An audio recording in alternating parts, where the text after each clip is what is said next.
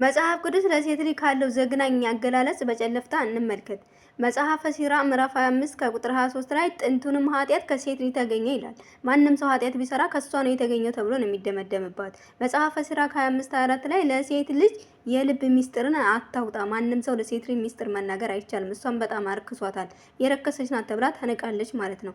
ግብሯም እንደ ግብርህ ካልሆነች ፍታት ከሰውነትም ለያት ይላል። አንድ ወንድ ልጅ ልክ እንደራሱ ፍላጎት ካልሆነች ለሴት ልጅ አውጥቶ የመጣል መብት ተሰጥቶታል ማለት ነው። መጽሐፈ ሲራክ 25:25 ላይ ከሴት ቸርነት የወንድ ንፍግነት ይሻላል። እሰቡት፣ እሷ ቸር ሆና እንኳን ራሱ ንቋታል ማለት ነው። የወንድ ንፍግነት ይሻላል ብሎ ማለት ነው።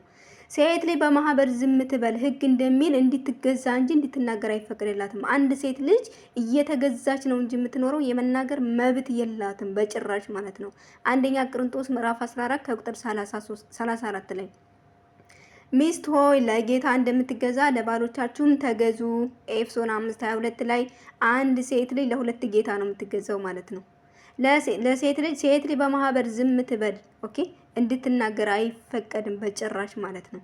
ኦኬ፣ ምንም ልትማር ብትወድ በቤቷ ባሏን ትጠይቅ። እኔ ግን የምታሳዝነኝ ባሏ ደንቆሮ ከሆነ እንዴት ነው የምትጠይቀው ነው። መማር ራሱ ትምህርት እንኳን ብትፈልግ በቤቷ ምድጃ ስር ተቀምጣ ባሏን ትጠይቅ ነው የሚለው። ግልጽ ነው። አንደኛ ቆሮንቶስ ምዕራፍ 14 ከቁጥር 35 ላይ ሴት ልጅ ደካማ ናት ይላል። ደካማ ፍጥር ናት ይላል። ኦኬ፣ በተፈጥሯ ምንድናት? ደካማ ናት። ሴት ልጅ ጎደሎ ናት ማለት ነው።